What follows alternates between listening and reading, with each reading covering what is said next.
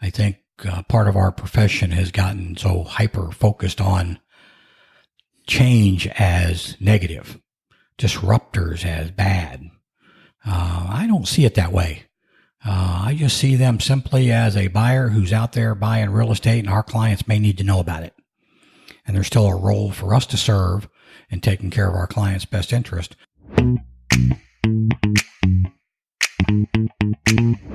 You're listening to the Real Estate Sessions. I'm your host, Bill Risser with Fidelity National Title, Tampa District. Thanks for tuning in as we uncover the stories of leaders in our industry. Hey everybody, welcome to episode 222 of the Real Estate Set, Room 222. I love that. From the Real Estate Sessions podcast. Thank you so much for tuning in. Thank you so much for telling a friend. I am staying local in Tampa today. We've done a lot of traveling around the country with the guests recently, but I'm here in Tampa Palms. I'm on Bruce B. Downs. Now, for those of you who are in the Tampa area, you know the road well. It's one of the widest non-freeways I've ever been on in my life.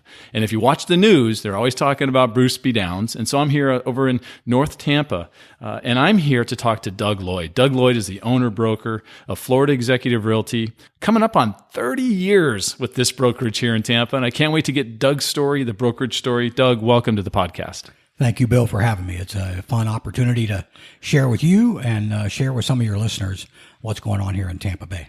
First, I know you're from Dayton, Ohio, right? I did a little digging, a little research, and we've had a conversation before. I'd love to hear from you. Tell me more about Dayton. What is Dayton? Now, I got to be honest. All I really know is about the Flyers. They're always in the tournament in March, right? Well, not quite always in the tournament, but certainly the Dayton Flyers are a big part of that town. It's a Midwestern town, southwestern Ohio, about an hour from Cincinnati, about an hour from Columbus, and from my perspective, a great place to grow up. I lived there until I was 30. And then one particular event that you may ask me about changed my mind about where I was going to stay. But it's a good town of about 1 million in the metro area. So it's not a small city. Right. But those Flyers you ask about, now they happen to be in the top 20 right now in college basketball and a pretty heady 13-2. So this March, you should watch out for the Dayton Flyers. Hopefully you'll be rooting them along with me. I'll write that tip down. I also know that if I was to happen to say OH in front of you, I would say IO. Okay, so let's talk about the Buckeyes. You're a proud Buckeye yourself? I am. You're living in Dayton. You're about an hour from Columbus. Was going to Ohio State always kind of in your mind? Or when did that happen? No, I don't know that I could say it was always in my mind, but the high school I went to, our colors were scarlet and gray. All right. And our fight song was the Ohio State fight song. And it seemed to have a certain, that's where you're supposed to go, quality to it. It's a terrific school, a little pretentious with the Ohio State University at times. But it was a great city. Columbus is the capital of Ohio. Everything there revolves at one level or another around Ohio State University. So it's a good place to go. I'm thinking, are you in the Woody Hayes days? I am indeed. When I went there, Woody was the coach. Yeah. The quarterback was Cornelius Green. Okay. And the only two-time Heisman Trophy winner, Archie Griffin, was our running back at the time. So just like now, they've maintained a very consistent excellence over the decades in playing a very high level of football. Especially on those certain Saturdays in November when they have a chance to play the University of the school up north. I was going to say, I knew that was coming out. No Buckeye will ever say the word, right? It's just the school up north. Gotcha. I love that. So you go to Ohio State. Was real estate on your mind at that time? When you got out of school, were you thinking, I'm going to be a realtor? Not at all, yeah. Actually. I'm not sure that there was anything real focused other than I thought I might want to be a lawyer. And so when I went to school, that was in my mind to become a lawyer eventually. Okay. Somewhere along the line, I met a couple of lawyers and decided maybe that wasn't what I was supposed to do. No offense. Go ahead. No offense. Sure. None meant. Don't take any. All of our counselor friends out there. Exactly. But I ended up back in Dayton at Wright State University, which at the time was a very new university in Dayton. It's grown tremendously over the decades itself. And ended up in the floor covering business working for a company called Color Tile. Okay. which at that time was owned by Tandy Corporation, which owned Radio Shack and a number of other companies. Yeah. And on a very high growth curve. And at 21 years of age, I was managing one of their stores and eventually ended up in Indianapolis briefly. Wow. Before I was summarily dismissed. And that particular moment was when the real estate business came into my mind. Color Tile was largely a do-it-yourself store. And so we sold and helped people understand how to put floor tile and wall tile. And so most of our customers at that store had either just bought their house, were planning on selling their house and were fixing it up. And so often that was part of our conversations with them. And so when I was no longer employed there, and didn't, want to suffer through that, again, I decided maybe being my own boss, so to speak, that lure of the real estate business. I'm going to make my own schedule, by golly.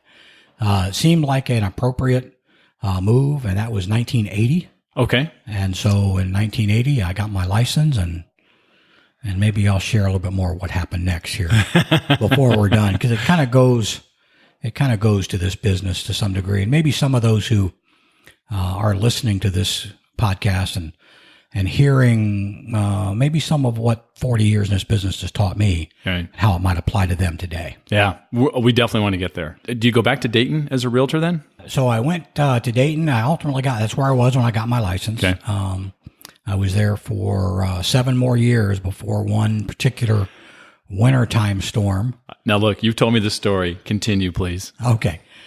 Well, it was one particular rainy, sleety, freezing cold day in Dayton, Ohio, and sad to say my car was outside. And so in the morning when I left for work, I had to go scrape the ice off my windshield.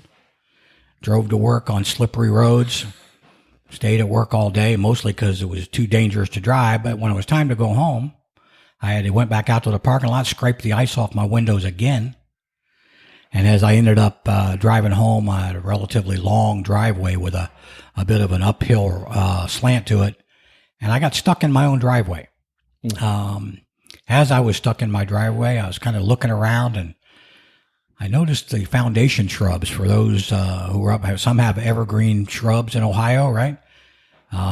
And they were so bent over with snow, I was concerned that the branches would break. And in the springtime, I'd have these unsightly holes in my hedge.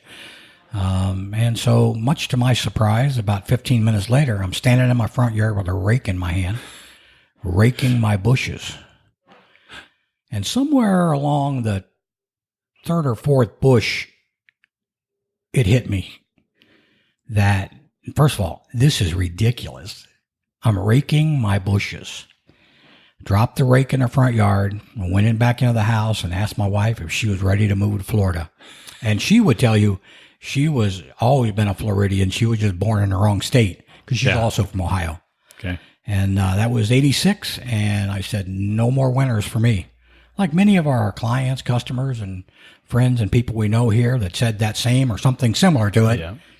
And so by Labor Day of the next year, 87, we were living in Tampa. Wow. Certainly never regretted that one. So you come down here, have to start up fresh, right? You left your entire sphere and your database and everything back in Dayton. Talk about how you handled, kind of that transition into a new area as a realtor. Well, the opportunity here was obviously big. I remember at that time thinking that if you could see the Tampa Bay business environment, this is from an outsider's point of view. This guy's moving from Dayton, Ohio, where things are pretty slow moving. City fathers always thinking of one way or another to get something started, and then to come down here, and it was like if the business was a pot of boiling water. Wow. It was boiling over the edges. And I thought, man, this is a place where a guy like me, a new guy, they need some help. And even though I had no geographic familiarity, really none, and Carmea, my wife, and I didn't really know anybody, this seemed like the right town to be in.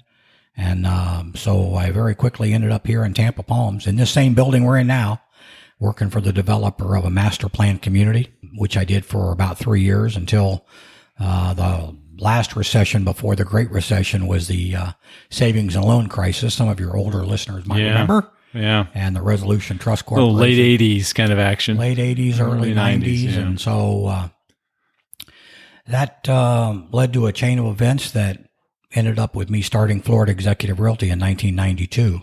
Wow. Which I'd love to tell you was a grand plan. But honestly, it was just a matter of circumstance, just kind of worked out that way. And so it's worked out pretty well. I love the fact that we are I'm going to guess this was either the Welcome Center or Sales Center. Correct. For Tampa Palms. It was called the Information Center here. Information Center. Same idea, yes. And so you bought this building. Yes. And said, I'm going to put my company here. I'm just going to guess you probably still know people in Tampa Palms that you may have helped back in the day. Very much so. So you do very well here in this area. Yeah, we would have dominant market share in this community with certainty. Yeah. And it's a big community. It's about 7,000 acres. There's almost 20,000 people living here. Wow. So it's pretty substantial in that regard. And most of my agents either live themselves here in Tampa Palms or within 10 minutes one way or the other. Yeah. And so we have a pretty strong presence. We've been involved in the community in every conceivable way since we started. By way of living, working, and playing here, we were engaged and involved. Going to say that's like what everyone's being told to do today in 2020, right? Is get local, get connected to your community, be a part of what's happening. You've been doing it for nearly 3 decades. Indeed. Well, it is. Real estate is obviously local by its very nature, right? And given the fact that it's also very personal, right? When you put those two together, that's why advice today is sound advice, and it was good back then. I'm not sure anybody was out there yelling about it, but I don't think so. It seemed kind of obvious to me. Thinking about it, as a business owner since 1992, I mean, you have seen some amazing changes over your nearly 3 decades as an owner, right? I mean, think about, first of all, the internet really becoming a thing, not just something that had bulletin boards on it, but a real thing, or actually having websites for agents. And then here comes Web 2.0 with social media and all these other things. And then you even have the recession, right? That we talked about, the dark days, 2007 to 11, let's say. Thinking back on those things, were you always kind of watching out for what was happening and looking to take advantage? You know, how am I going to leverage this new thing that's coming into our business?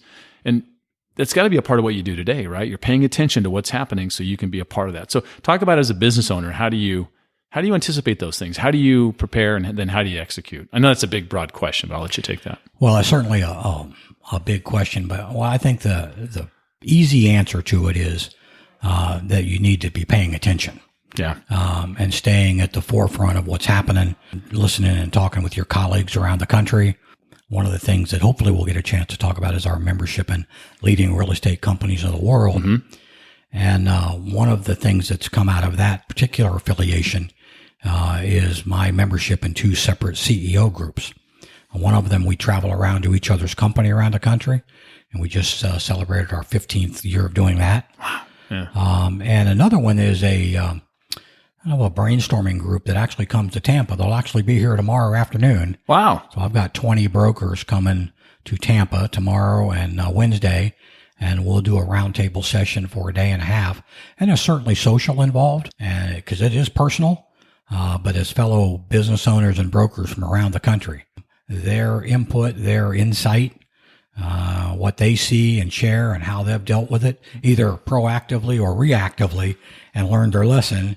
To get that kind of regular input, Bill, I've told those people in that group, you've made me a better broker and you made me a better businessman at the same time. Wow. Yeah. Those networks, right? They're everything. Well, it's a relocation and referral network. I mean, that's the essence of it. But I think it's not an overstatement to say that the price of admission is fully fulfilled by my ability to have fellow brokers in that network who are willing to talk to you, share with you, lay out what they have done and not done, and an effort to make you better at what you do. That's pretty hard to find. And it's allowed me, and it goes to your question, I believe, to continue to look forward and have other people looking with me or giving me an elbow and say, hey, it's next to you, right? You got to turn and look that way. You're right. But all of those changes, the tech-driven changes, I've been around long enough where the computer was not part of what we did at all. Right. I remember sometime in the mid-'80s, and I was in real estate. I was already a broker at that time. And my wife, who was in the jewelry business at the time, she'd come home occasionally and say something about, well, we faxed this or we faxed that. And, I wanted to be cool and act like I knew what she was talking about. But finally, curiosity got the best of me. And I said, what did you say? You faxed something? What is that? And so she told me this magical story about a machine with printer wheels on it where you stick it in the top and a phone's connected to two little rubber cups. And pretty soon it recreates that document somewhere else on planet Earth. And I go, no way. And from that somewhat modest start in technology, every technological change that we can currently imagine is already here. The thing is, what will be here a week from now, 6 months from now, 5 years from now in technology is beyond some of our ability to comprehend. Right. But it doesn't mean you can't prepare for it and be ready to adapt, or adjust. And those three watchwords for me are pretty important as a business owner. Adjusting is more of a temporary movement. Adapting is taking some better process, some better product, some better tool, and actually integrating it. And adopting is just full out going the other way, right? Yeah. It's taking full ownership of something that you hadn't done before. Right. So with that input to me from colleagues around the country, and being mindful about changes and embracing them rather than being fearful of them, if you got no change, you got no progress. And so it's easy enough for me to embrace and actually look forward to it. Yeah. I'm going to guess it's not hard to get those people to come to Tampa every January. Well, curious enough, the first time this is about 15 years for this group also. Wow. And it was at one of our national conferences, and they said, wouldn't it be cool if we had a group somewhere around the country that we could meet sometime in the early part of the year, right? Old business planning. Yeah, we'll sure. get on the right page. And I said, well, I think that's a great idea. I'm in. And a couple, well, where would we do it? And I said, Tampa, Florida is nice in January. And about 10 or 12 people said, yeah. And so we got here that next year. They showed up, sure enough. And at the end of the meeting, I said, well, I'd love to do this again. And they go, yeah, us too. We'll see you next year. I said, well, where are we going to do it? I said, right here. And so 15 years later, still in Tampa. It's never been anyplace else. That's awesome. And so, yeah, it's a pretty nice place to visit in wintertime.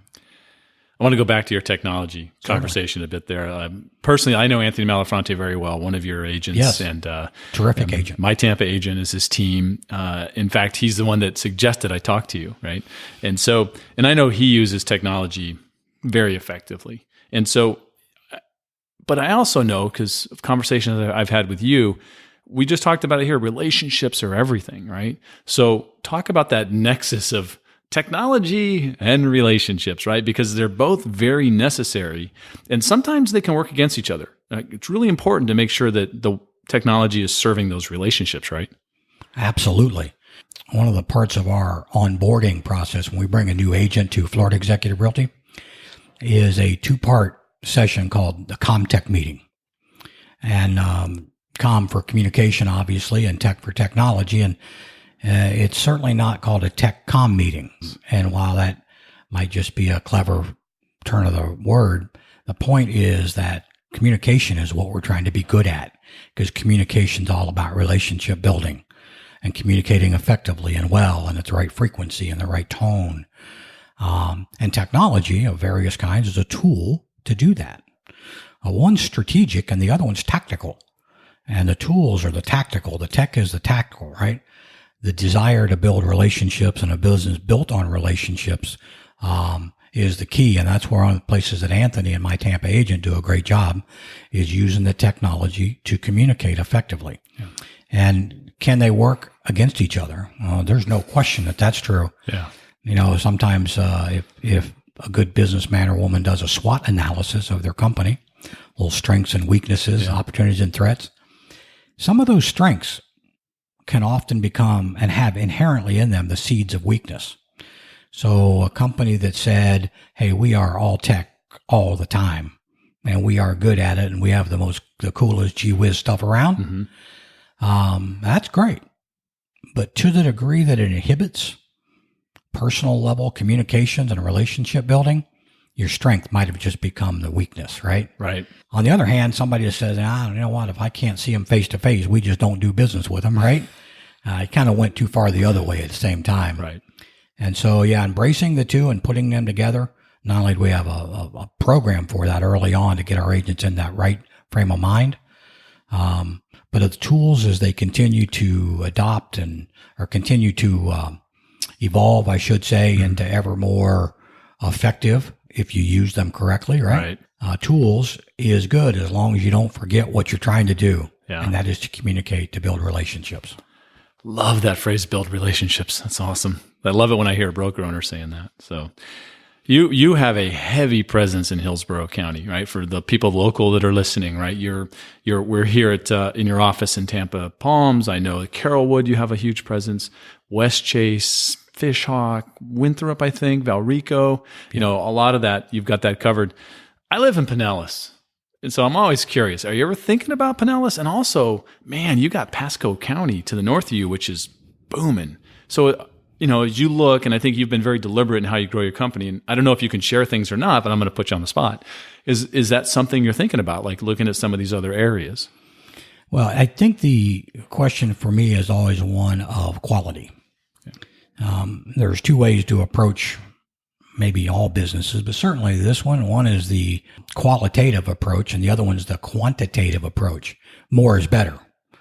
And I came up with a little quote here that kind of resonates with me, and that is that too big, however you define too big, is the nemesis of good and the mortal enemy of excellence. And I think in that thought, is part of the answers to your question.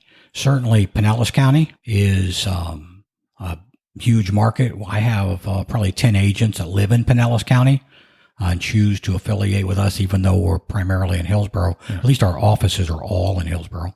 Our northernmost office, where we're sitting today, we're only about 10 minutes from the Pasco County line. So the southeastern Pasco area, right, of Wesley Chapel primarily. Sure. Yeah. But even farther, Zephyr Hills and other areas that are around here, all within 10 or 15 minutes of where we're sitting. Right. Our West Chase office is our most westernmost office. So that office is within 10 minutes of the Pinellas County line. Right. So we already have access by way of two of our offices kind of on the edges of Hillsborough County. And as we look forward is actually having an office in the 54, 56 corridor all the way over to the Suncoast.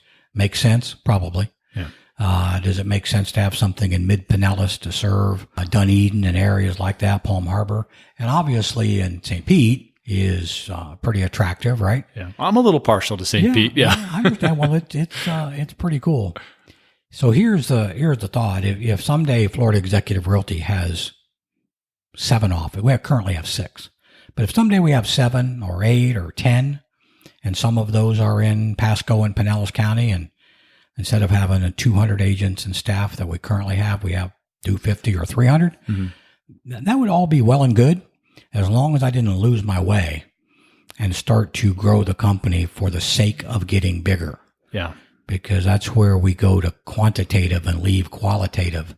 And that's where I don't want to go. You don't want to lose the excellence. I don't want to lose the excellence. That's why great. I do what I do. That's great. I love talking to leaders in the industry about some of the recent doings that are going on. And I think you know where I'm going. We've got the iBuyers, right? The disruptors. I'll use the D word. So whether it's OfferPad or Open Door, or it's Zillow Instant Offers, and now all the big boys, the Realogy and Keller Williams doing their own iBuying programs. What's your take on what that's doing? Does it make you nervous? Do you look at it as, it's just another change in the industry? We went through lots of changes. It does not make me nervous at all. I would see the iBuyer evolution from, the snipe signs we see on the corners and the We Buy Ugly Houses caveman guy, right, to what's always been a local investor group who's always been there to take up value. Where they have value added, they're interested, right? Right. So here you just have much better funded, much higher marketing profile, but at the end of the day, they're a buyer. And when we represent sellers and they're a cash buyer, I'm interested in talking to them. And there's a clear role I think part of our profession has gotten so hyper focused on change as negative, disruptors as bad. I don't see it that way. I just see them simply as a buyer who's out there buying real estate, and our clients may need to know about it. And there's still a role for us to serve in taking care of our clients' best interest. Right. When an iBuyer, who I think you and I could agree, and I think most of our listeners would agree, what amounts to a professional buyer. It's what they do. Yeah. So here you have a iBuyer group, whether it's Open Door or OfferPad or Zillow, as a professional buyer trying to directly do business with an amateur seller. That's a pretty good recipe for the seller to lose. Absolutely. And so I would see our familiarity and our role as being even more important for our sellers to know that that might be an option. They don't buy in every price range. They don't buy in every area. But where they are active, the buyers I'm referring to, I'd want to make sure our sellers knew what the deal was.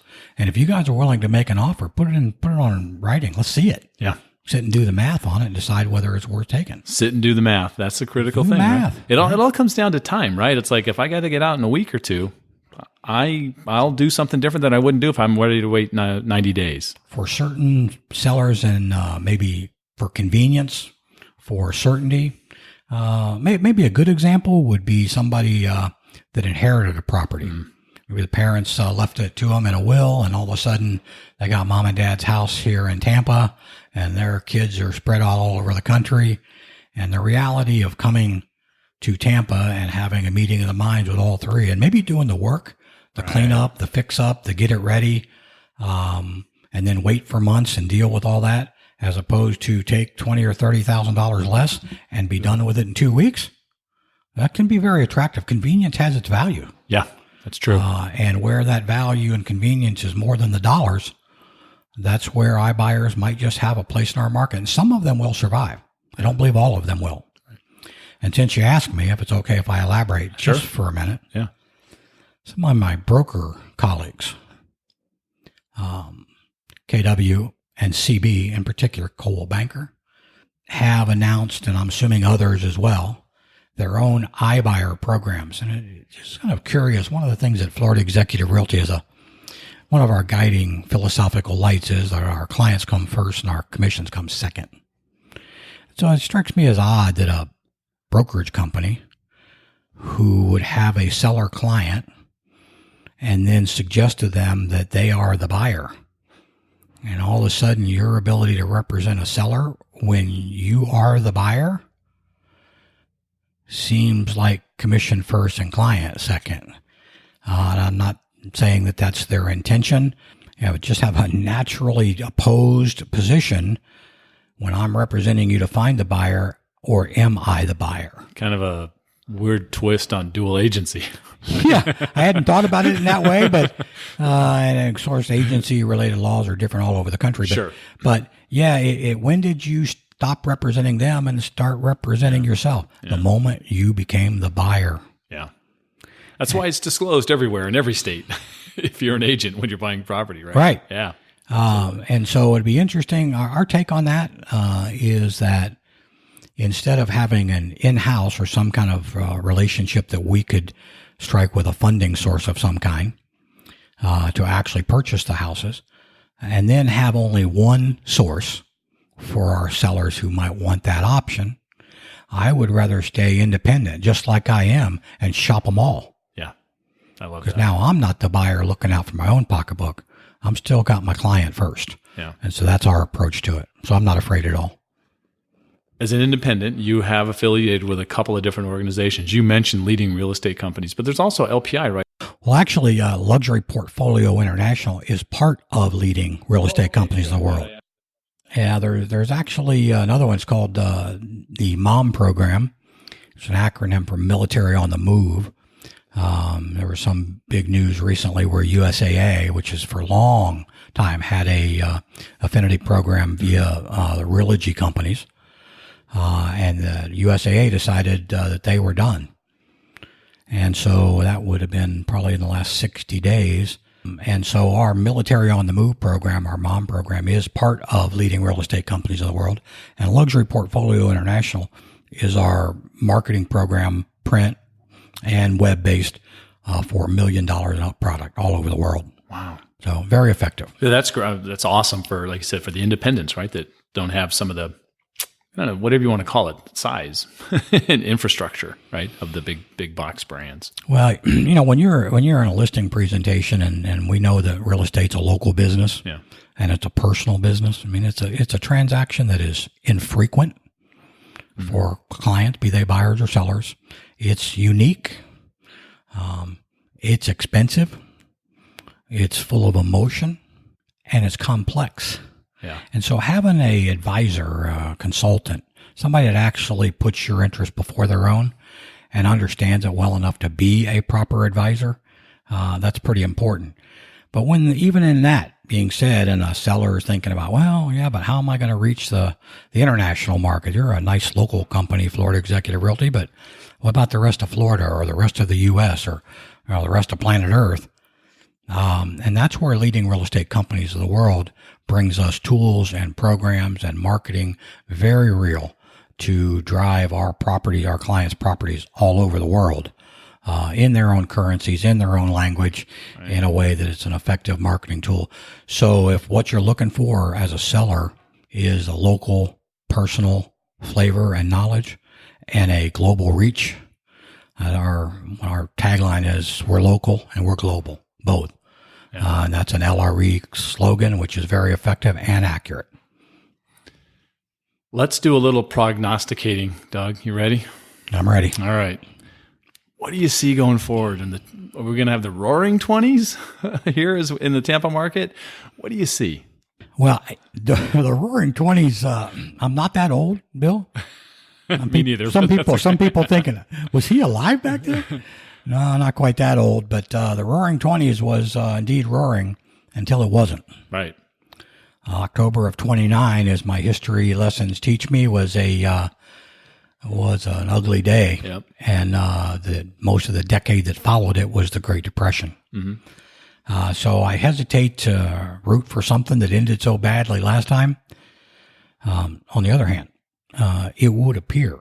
Remember that pot of boiling water I talked about earlier? Yeah.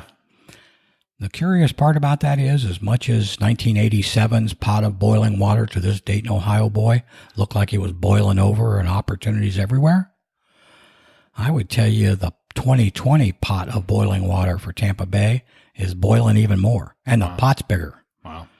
And so I would see something akin to the Roaring Twenties in terms of activity, growth. I think we'll call it version 2.0 though. Okay, yeah. Without the bad ending. Yeah, let's go. Yeah, minus the bad ending, right? Good. I think there's a sense that this area, Tampa Bay, has come to its opportunity to shine, and I think I can look forward a decade, if you want to look out that far, and see Tampa being the biggest city in the state of Florida, maybe next to the biggest city in the Southeast and rivaling Atlanta. As much as that sounds like a stretch right now, I don't know. Our relative values are strong. The overall economy is strong. Yeah. It doesn't snow here in the wintertime. Not yet. Yeah, I hope that climate change doesn't include snow here in Florida. Yeah, that would be bad. But I think that that forward look certainly will have some bumps in the road. But one of the things that we started about 5 years ago was a little pet project of mine called Fer Analytics. I'm a bit of a history guy, a bit of a math guy, and all of a real estate guy. Okay. And so where stories and circumstances come together that have all three, history, math, and real estate, I have a keen interest. And so our Fer Analytics division, we do all of our own math, all of our own analytics, produce our own opinions, so we don't buy this stuff, which you can, and that's fine. There's other people out there pretty smart, but this is a local flavor of what's going on right here. And so our analytics division produces monthly, bi-monthly, quarterly work product for our agents and for our clients' understanding and benefit. And part of that is taking a historical look. We call it the bubble monitor. So we're tracking real data from late 1950s, about as far back as I could get it that I thought was reliable at all. all the way up to present, looking at the average rate of appreciation and where the market's really performing. And we developed a product called a bubble monitor, which is kind of an early warning system, if you will. And if we would have had this bubble monitor in '04, we would have said, If we would have had it in '05, we'd have said, whoa. If we'd have had it in early '06, we'd have said, stop the madness. We were so far off the fundamentals. That '07 to '11 crash had to happen. Entirely predictable, assuming you're paying attention. Right. So I stood up in front of my whole company. I said, I'll never let that happen again without us knowing it's happening while it's happening. And so kind of goes to your question. Are we in line right now with rate of appreciation historically? Yes. We have a slack of inventory, certainly, as there are in big parts of the country, except in the higher end of the marketplace. Let's just say over 1 million. Yeah. Do we have strong buy-side demand? Absolutely. Any reason to think it's going to slow down? I don't think so. And the other part is the relative value. Our current average price is under the U.S. average, it's under the Florida average. And so much like when I came here, Florida real estate was cheap, even relative to Dayton, Ohio, where a guy from Dayton could sell a house there and realistically come to Florida and buy something similar for that same amount of money. Because my wife and I looked at California. It was just entirely too expensive. Yeah. Blue skies and sunshine, but way too expensive. Relative value, way out of whack. The interesting part about it is that 32 years after we moved here, our relative value is back fully in line. And it makes us a very attractive destination, both for corporate relocations, big moves, and the voluntary kind like I did, where we just decided we're not living there anymore, where we're going to go. And then real estate attractively priced is a big part of that. And so I see us very, very well positioned for a continuing long run. We're currently 98 months into our expansion cycle, which is on the outside edge of it.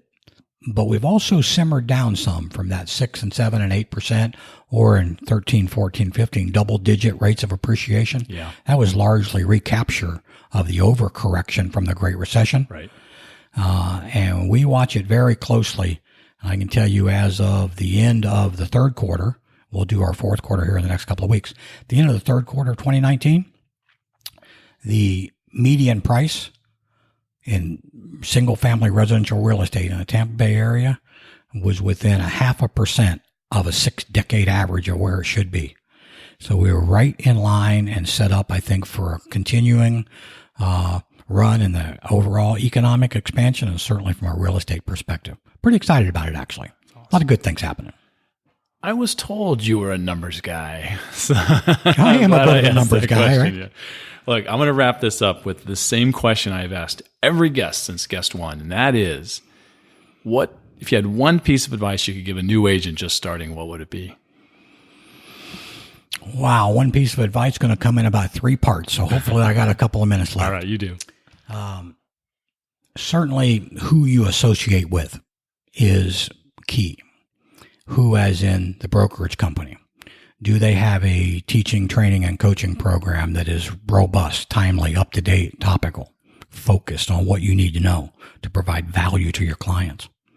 I think they need to have a reputation for high-quality work and fair play and honest dealing.